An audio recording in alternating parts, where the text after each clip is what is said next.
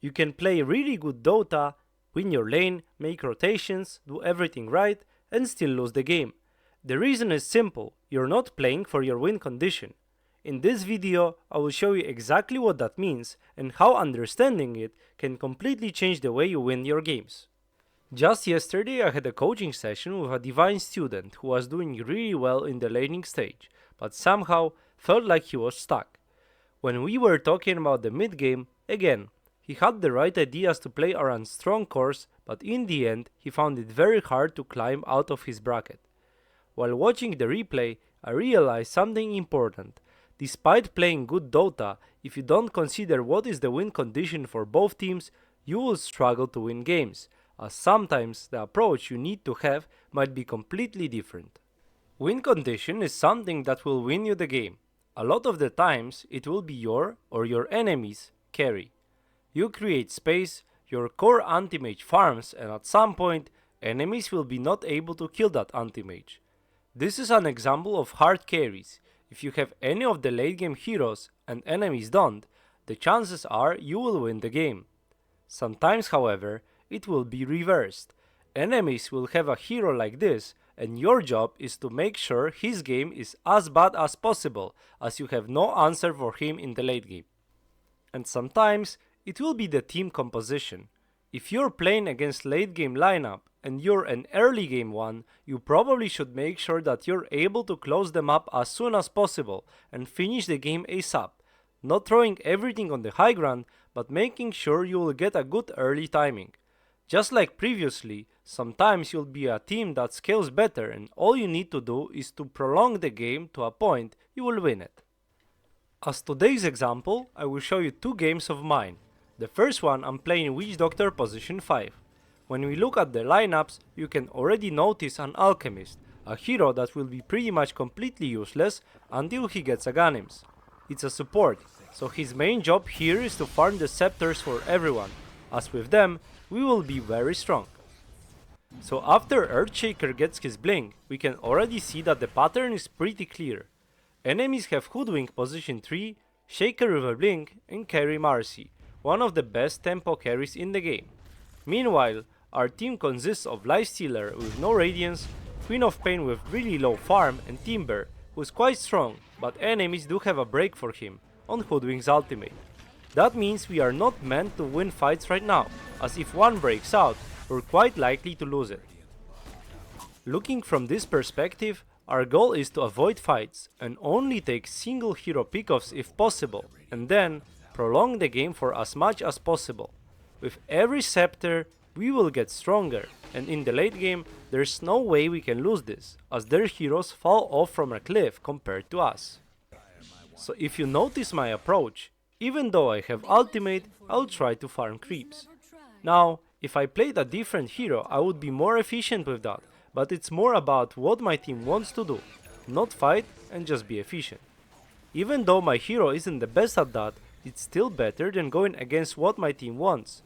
If I tried to force fights, smoking my team, we would probably lose them, as we talked about it before.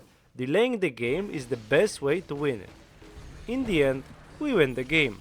All it took is to play towards our win condition, which is get all the Aganims and wait out the strongest timing of enemies. At some point, we were already able to take good fights, and eventually that let us prolong the game to a point we could win it. Okay, but this was quite easy. My games last long enough, so as long as we have better late, playing for that is easy. What should I do if my late game is worse? Well, I got a replay for you as well. As an example of opposite side, I will show you a replay of my Weaver 4. In this game, I would say while Terrorblade can be very strong, our lineup should fall off a lot, as we have Shaman on mid. However, what this hero does is push towers effectively, and in this case, I'm supposed to abuse it with him in order to open up the map and get an advantage, so we can win the game quick enough. So after 5 minutes, just before rune spawn, I will head towards the mid lane to hopefully kill Shaker. The goal is simple, to get a kill, hit level 6 with Shaman and then get the tower. I could rotate just for the rune, but going there quicker guarantees that he's not level 6, which would mean that diving him is way more risky. That way, we also get Shaman level 6, and just like that, we're able to get a kill and a tower, and it also starts the snowball. By the snowball in this case, I mean as a team, we need to take all the tier 1 towers ASAP, because that's the best thing our team can do. We have two supports, well, a support and a mid laner, that push towers, while other heroes love to have space to farm on the map. And if the portion that you control is bigger, you naturally will be able to get more gold. Compared to the last game, I would say we scale worse than enemies, and getting map control is the first big step to winning this kind of game. The objective is to end the game, but you obviously can't end it at 10 minutes. That means you need to do whatever you can to give you the best chance of enemies not being able to get the game back into their favor. That means you control bigger portion of the map, and that way you simply outfarm enemies. Because there's one very important thing that a lot of people forget. Even if they are stronger in the late game, but you only allow them to farm 25% of the map, that will mean your advantage will grow, and at some point you will be able to just brute force the high ground and get a lane of barracks, or even end the game if enemies die randomly. All it takes is to play towards your strengths. I can guarantee you that if at 15 minutes we wouldn't be able to get all the tier 1 towers, we would be looking at a lost game here. This is just two examples from both sides, but win condition can vary from game to game. This is not exactly an easy concept to explain without having exact games. However, if you start identifying win condition in your games, they will become so much easier. As an exercise, I suggest you take few of your losses and think about what was the win condition in this game. Maybe you had a carry alchemist, but he got shot down early by enemies and never really recovered. Or perhaps you had no counters for enemies and you let the game go late. Or maybe you had really dominating lineup but zero tower push, and despite winning a lot of the fights, you couldn't finish the game.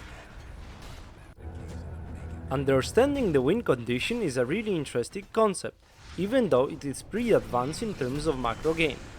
The first step, however, to understand it, is knowing that in every game you can find a win condition, whether that's a single hero or a certain timing of your or your enemy's team. It will also make the game so much easier, as thinking about your win condition will make your moves on the map have way more purpose. And if you would like my help with your games, keep in mind I also offer private coaching. If you're interested, reach out to me on Discord. As always, thanks for watching. I hope this video will help you in the long run. Like the video and subscribe to the channel for more Dota 2 support content. See you!